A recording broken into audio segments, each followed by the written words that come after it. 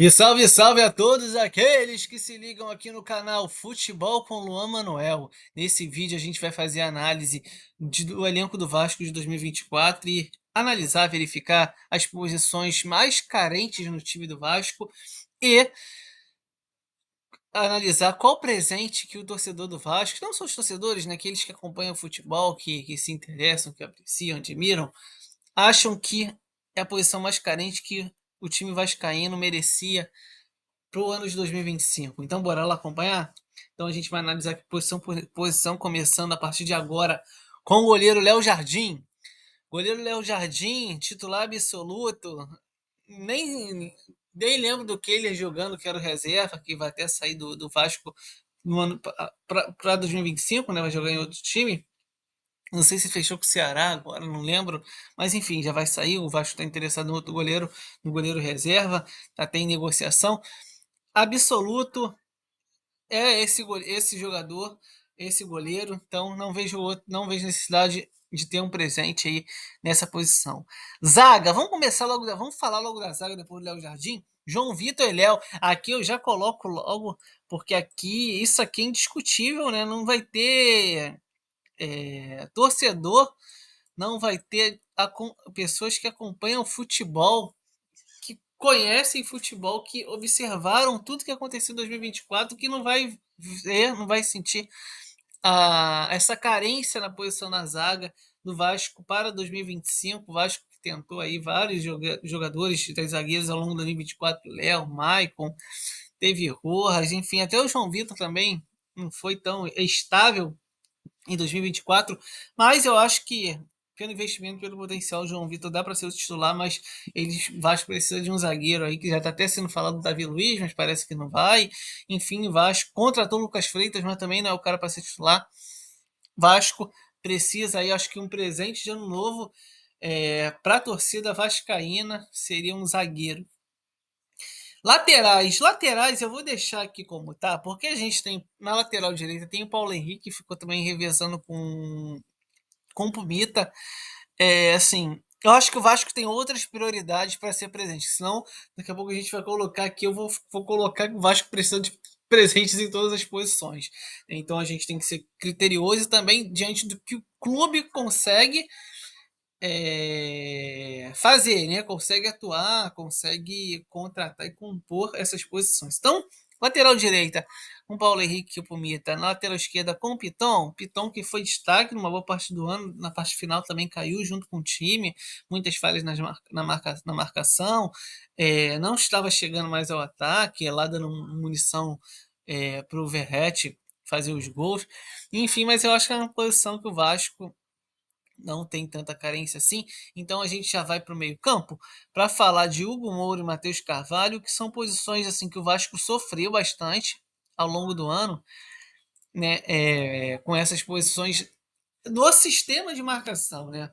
Que já passaram vários jogadores por ali, enfim, lá com o técnico que hoje está no Corinthians. Até esqueci o nome dele, na cabeça tá. Enfim, mas técnico Ramon Dias.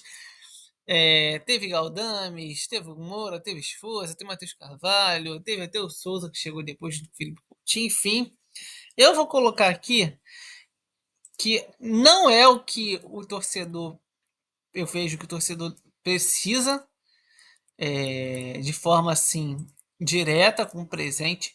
Ele tem outras prioridades, mas se pudesse chegar algum cara para ser titular ali, principalmente que saia do jogo, saia para o jogo, saia do jogo, saia para o jogo, eu acho que sim, mas talvez o reforço aí para essa posição esteja dentro do próprio time, dentro do próprio elenco, com o Paulinho e o Jair, que tiveram lesionados ao longo de 2024, e aí não precise contratar alguém. Então eu não vou nem colocar aqui, para a gente não ficar marcando tanto.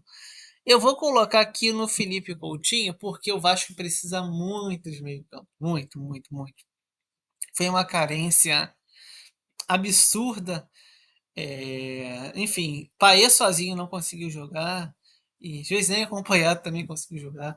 Felipe Coutinho ali chegou fora de forma, né? No final do campeonato até meteu alguns gols, deu passe, enfim, mas sozinho também não consegue jogar. O Vasco precisa de meio campo, precisa de um armador que chegue vista a camisa, seja titular, produza, dê resultado, enfim, o Vasco precisa muito disso. Então eu vou deixar aqui marcadas as posições de zagueiro e a posição de meio-campo. E aí eu não coloquei os laterais, como eu falei, não coloquei volante, porque aqui eu vou precisar colocar no ataque também. É... Então, já falando aqui do Verratti, que é o cara que eu acho que para centroavante, Vasco até tem o titular, pode ser o Verratti, né? Até ele foi criticado já no final aí do ano, nos últimos jogos. Porém, acho que é um cara que dá para confiar ainda. Já tem uma certa idade. O Fluminense até se interessou pelo Verratti, mas eu acho que dá para confiar. Agora, lateral pela ponta, jogador de velocidade, o Vasco precisa. Tinha o Adson e tinha o David, que eram titulares, mas também não eram jogadores 100% indiscutíveis. Até o Alisson chegou a jogar bem e assumiu uma certa titularidade, mas se machucou, enfim. Eu acho que ele pode voltar bem, mas o Vasco precisa de um outro jogador que chegue para ser titular no ataque, precisa desse presente. É, e aí tem o Ryan também, depois chegou o Emerson Rodrigues, tem outros garotos lá da base, mas eu acho que o Vasco precisa. Então eu vou colocar três posições aí que o Vasco precisa muito desse presente, que é zaga, meio-campo e ataque. O Vasco, um time carente, né, que até teve uma boa campanha, acho que ficou em décimo com o Paiva, mas a torcida do Vasco, que já sofre tanto, precisa aí desses presentes e presentes que resolvam, né? Presente, não é presente de grego, não, presente de verdade mesmo, de valor. Beleza? Então é isso. Curtam, se inscrevam, compartilhem, comentem aí todos os dias um vídeo aqui novo no canal. Abraço, valeu!